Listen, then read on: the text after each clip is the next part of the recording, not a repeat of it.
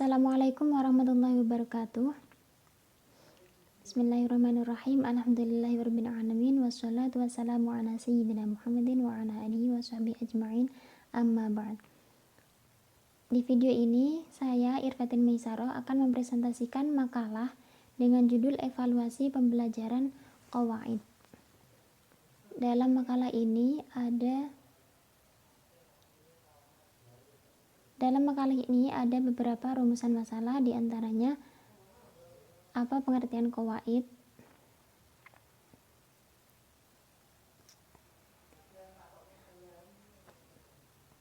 untuk itu kita langsung mulai saja presentasinya.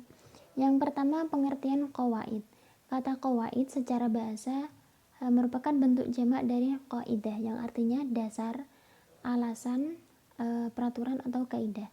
Dalam pembahasan makalah ini yang dimaksud dengan qawaid adalah tata bahasa dalam bahasa Arab meliputi kaidah, nahwu dan shorof.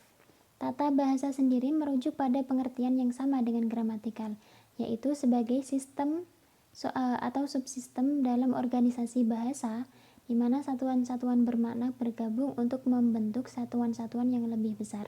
Artinya susunan huruf kemudian menjadi kata, susunan kata menjadi kalimat. Nah, itu semua menimbulkan atau memunculkan makna yang lebih besar.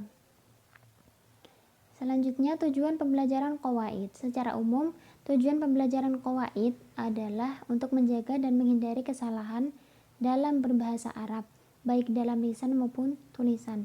Jadi ketika membaca teks Arab, kemudian berbicara dengan bahasa Arab atau menulis karangan dalam bentuk bahasa Arab dengan memanfaatkan qawaid, setelah kita mempelajari qawaid akan terhindar dari kesalahan, sehingga makna yang ingin kita sampaikan ataupun yang kita pahami tidak menyalahi atau tidak melenceng dari apa yang kita maksud atau yang dimaksud dalam teks yang kita baca. Selanjutnya, qawaid ini disusun untuk non-natif atau orang yang bukan penutur Arab asli. Jadi seperti kita orang Indonesia, kita ingin belajar bahasa Arab. Nah, kita belajarnya qawaid ini untuk bisa belajar bahasa Arab, agar bisa menguasai bahasa Arab, agar bisa berkomunikasi dengan bahasa Arab.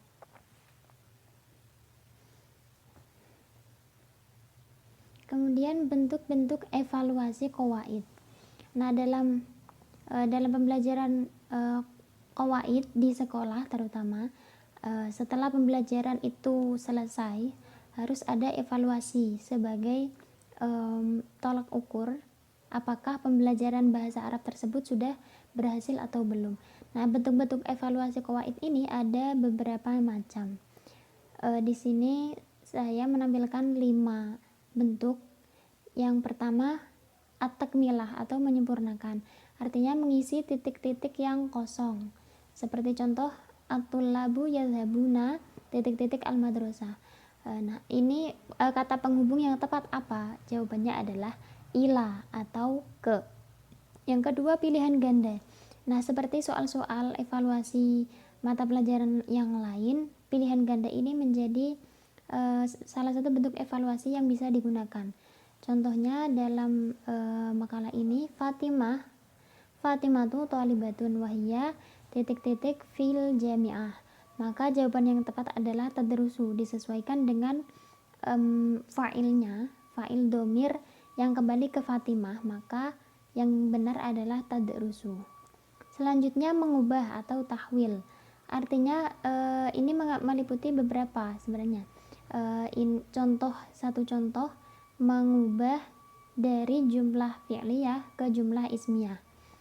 Mengubah yang dari mufrad kemudian disesuaikan dengan marja'nya, harus disesuaikan pula domirnya. Jadi yusalli al-muslimuna fil masjid kemudian diubah menjadi jumlah ismiyah, al-muslimuna yusalluna harus menyesuaikan dengan al-muslimuna karena jamak fil masjid. Yang selanjutnya, mengurutkan atau tartib.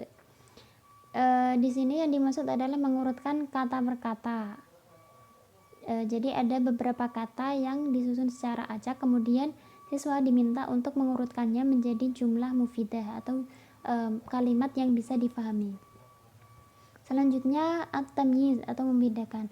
Ini perintah untuk membedakan antara yang benar dan juga yang salah.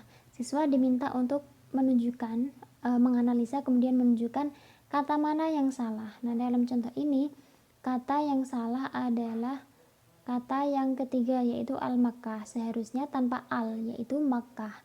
Kemudian kata ke-6, al-ailati. Ini tidak benar karena al dan juga dhamir ya tidak boleh berkumpul. Jika al dibuang, maka ya tetap. Jika ya tetap, maka alnya dibuang. Dalam hal ini, karena kalimah sebelumnya sa'adzabu, maka ma'a'ailati, alnya yang dibuang. Kemudian selanjutnya yang ke-7, insya Allah, penulisannya tidak seperti itu, akan tetapi in, spasi, sya'a, dan Allahu. Jika ditulis dengan tergabung seperti ini, insya, maka berbeda lagi artinya. Nah, demikian makalah evaluasi pembelajaran qawaid yang kita pelajari hari ini. Terima kasih atas perhatian teman-teman. Mohon maaf jika ada kesalahan. Wallahul muwaffiq ila aqwamit thoriq. Wassalamualaikum warahmatullahi wabarakatuh.